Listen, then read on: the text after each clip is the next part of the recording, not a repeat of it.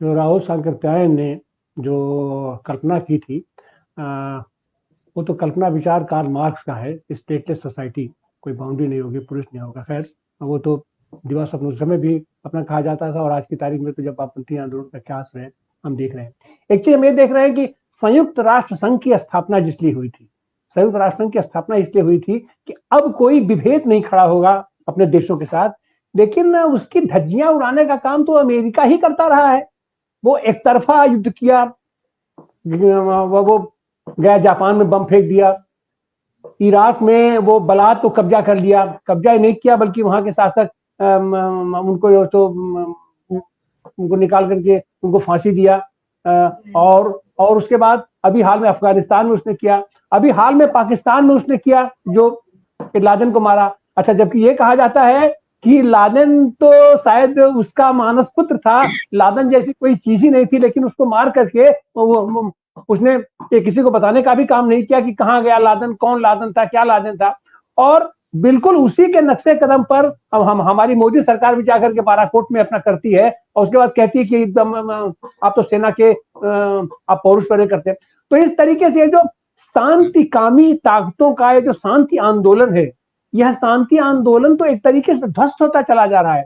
आपने भी जैसा आपने अब आप अपने पत्र में जिक्र किया है कि अपना मनीला विश्वविद्यालय में जब आपको वो डिग्री वहां दी जा रही थी, मैग्सेसे अवार्ड दिया जा रहा था, तो आपने वहां पर भी शांति सम्मेलन में भाग लिया और अमेरिकी दूतावास के सामने आपने वो प्रदर्शन किया उनके शस्त्रों के अपना खिलाफ। तो ये आप जैसे लोगों का देश के पैमाने पर, अब जैसे भारत में तो हमारे खिलाड़ियों ने ये मेडल वापस किया, तो एक कम से कम हलचल बचा, एक माहौल बना। और वो माहौल इसलिए बना क्योंकि उसके पहले ऐसा एक आंदोलन बन चुका था यहाँ पर। तो आप ये जो इतना बड़ा एक्शन आप ले रहे हैं कि दुनिया में शांति स्थापन के प्रयास में आप अपनी डिग्रियां आप वापस कर रहे हैं, और एक तरीके से तो अमेरिकी विश्वविद्यालयों को भी आपने कटघरे में वो खड़ा कर दिया कि उनकी डिग्री हम नहीं लेंगे, क्योंकि वो वहां पढ़ाई उस तरीके की नहीं होती है।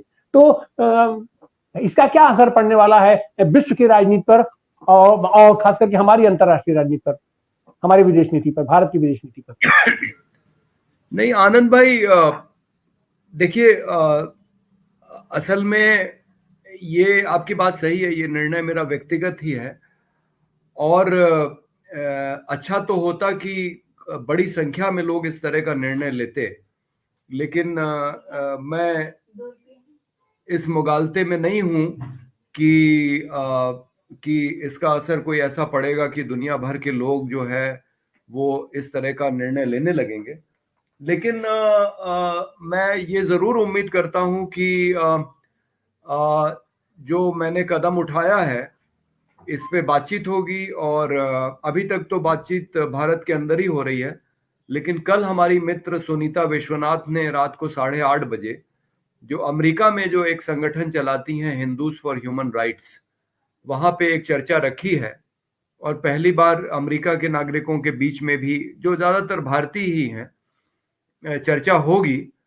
और मैं उम्मीद करता हूं कि एक दिन जरूर ऐसा आएगा जब इस पे जो अमेरिका की मुख्य धारा के नागरिक हैं, जैसे आप तो हमारे साथ कोका कोला के खिलाफ आंदोलन में बनारस में रहे हैं, और हम लोग जेल गए थे 2003-04 में।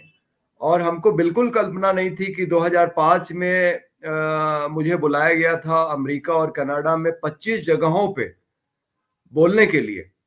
भारत में कोका कोला के खिलाफ जो आंदोलन चल रहा है उसके ऊपर बोलने के लिए बुलाया गया। तो हो सकता है कि इस तरह का कोई असर हो, और इस पे खुलकर जो मुख्य धारा की अमेरिका के समाज के लोग हैं, वैसे मैं उनकी तारीफ करूंगा कि वो जब भी अमेरिका कहीं युद्ध करने जाता है तो वो अपने देश में अमेरिका का विरोध करते हैं, बड़े बड़े प्रदर्शन करते हैं। उतने बड़े प्रदर्शन तो भारत में नहीं होते हैं, लेकिन लाखों लोग वॉशिंगटन डीसी में, न्यूयॉर्क में, सैन फ्रांसिस्को में, शिकागो में, बड़े बड़े शहरों में जुट के और अमेरिका की युद्ध नीति के खिलाफ प्रदर्शन करते हैं। वियतनाम के समय से लेके और इराक, अफगानिस्तान और अभी फिलिस्तीन को लेके भी वहां प्रदर्शन हो रहे हैं। तो अगर इस तरह की बात बड़े पैमाने पे होने लगे तो उसका दबाव निश्चित रूप से इन देशों पे पड़ेगा जो आज इजराइल का साथ दे रहे हैं। ऐसी बस हम उम्मीद ही कर सकते हैं, क्योंकि ये तो एक ऐसी चीज है जो बहुत निश्चित रूप से नहीं कही जा सकती कि आपके किस किस कदम का क्या असर होगा। लेकिन मैंने ये निर्णय इसलिए लिया है क्योंकि मुझे लगता है कि जो हम कर सकते हैं वो हमको करना चाहिए, और जो हमारे बस में है वो हम करें। जैसे कि महिला पहलवानों ने जिस स्थिति में अपने मेडल वापस किए हैं, एक हारती हुई लड़ाई वो लड़ रही हैं, लेकिन फिर भी उन्होंने अपने मेडल वापस किए और एक भूमिका ली है।